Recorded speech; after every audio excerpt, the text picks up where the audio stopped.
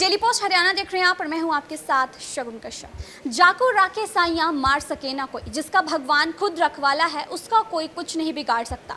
एक बार फिर ये कहावत सच साबित हुई है। दरअसल यमुनानगर के एक 30 वर्ष के युवक के दिल में भी छेद था और उसके दोनों फेफड़े भी खराब हो चुके थे, लेकिन कुछ लोग उसकी जिंदगी में फरिश्ता बनकर आए और लोगों से पैसे इकट्ठे कर उसका इलाज करवा कर उसकी जान बचाई। देखिए रिपोर्ट।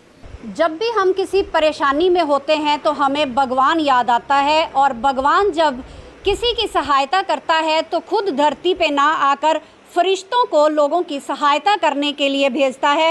ऐसा हम इसलिए कह रहे हैं कि यमुनानगर के नया गांव में एक ऐसा ही मामला सामने आया है जहां पर जितेंद्र नाम का एक व्यक्ति है जो कि बचपन से ही एक बहुत ही बड़ी बीमारी से जूझ रहा था, और घर के हालात भी ऐसे नहीं थे क्योंकि डॉक्टरों ने, बड़े बड़े हॉस्पिटल के डॉक्टरों ने जवाब दे दिया था कि वो अब 2 या 3 महीने का ही मेहमान इस दुनिया में है। और ऐसे में जब फरिश्ता बनकर एक व्यक्ति जो कि उद्योगपति और समाज सेवक भी हैं, रोशन लाल कंबोज जो हैं, वो फरिश्ता बन के इस दे हैं, तो जो जितेंद्र जो कि बीमार था, काफ़ी समय से बीमार था और घर की माली हालत ऐसी नहीं थी कि वो इलाज करवा सकें, उनसे मिलवाने से पहले मैं एक बार आपको जितेंद्र के घर के हालात दिखाना चाहूँगी कि जिस तरह से उनको एक बचपन से ही एक बीमारी से ग्रस्त थे और घर के हालात ऐसे नहीं थे कि वह लाखों रुपया उनकी बीमारी के लिए जुटा पाएँ।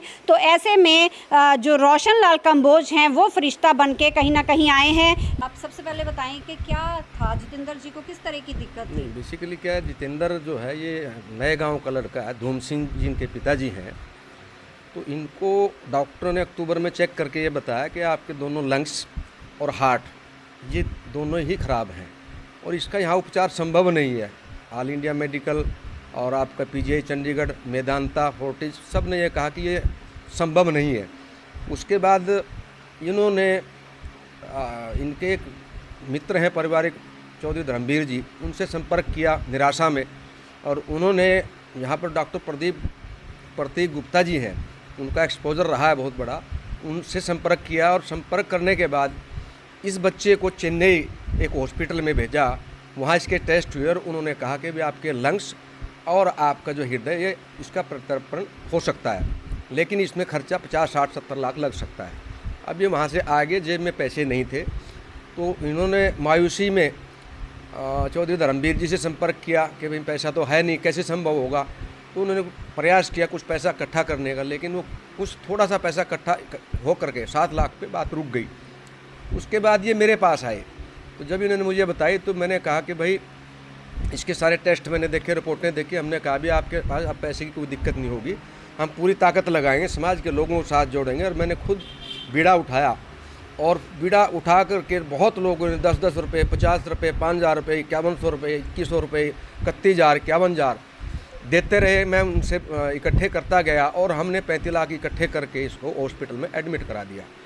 3 बार इनको हॉस्पिटल में बुलाया गया कि भी आपका वो प्रत्यारोपण जो आपका ट्रांसप्लांट है वो होगा, लेकिन वो शूट नहीं कर पाया। चौथे बारे में 12 दिसंबर 2022 को वो सारा जो ट्रांसप्लांट जो इनके ऑर्गन थे वो हो गए, और वो धीरे धीरे करके ये सारी चीज़ें ये वहाँ से ठीक हो गया, और टोटल लगभग 70 लाख के आसपास इसमें सारा खर्च आया।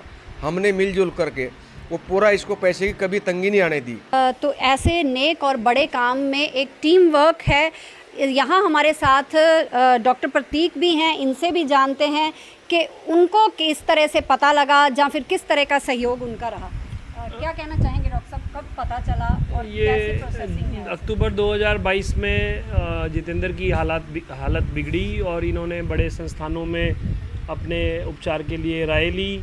फिर ये मेरे संपर्क में नवंबर 2022 में आए, तो वहाँ पे डॉक्टरों ने इनको बहुत कहा कि आपके जीवन की जो लीला है वो जल्दी समाप्त हो सकती है, और इसके लिए combined heart and lung transplant operation है कि जो किसी भी आम आदमी की कल्पना शक्ति से बाहर की बात है। तो क्योंकि मेरे पिताजी के केस में सन 2020 में मेरे को इस विषय की पूरी जानकारी थी, और क्योंकि मैं खुद एक डॉक्टर हूँ तो मुझे इस प्रत्यारोपण के विषय में पूर्ण जानकारी थी। मेरे निजी तौर पे संबंध थे चेन्नई के बड़े संस्थानों में। देखिए क्योंकि ये पूरी आयुर्विज्ञान चिकित्सा विज्ञान का सबसे बड़ा ऑपरेशन है, जिसमें आप 3 ऑर्गन का प्रत्यारोपण कर रहे हैं, 1 हृदय और 2 फेफड़े। इसका मतलब ये है कि आप पूरी किसी व्यक्ति की छाती ही बदल रहे हैं। तो इससे बड़ा ऑपरेशन पूरी चिकित्सा विज्ञान में, आयुर्विज्ञान में नहीं है। तो क्योंकि ये पूरी मेडिकल साइंसेज का सबसे बड़ा ऑपरेशन था, तो रिस्क तो है, वो हमेशा था ही बहुत। बट क्योंकि जितेंद्र काम्बोज को अन्य कोई बीमारियां नहीं थी, जैसे कि ब्लड प्रेशर हो, शुगर हो, तो इस केस में, और इसकी आयु भी ही इज़ इन 30s, तो इस केस में सफलता की जो प्रोबेबिलिटी थी वो काफ़ी हाई थी।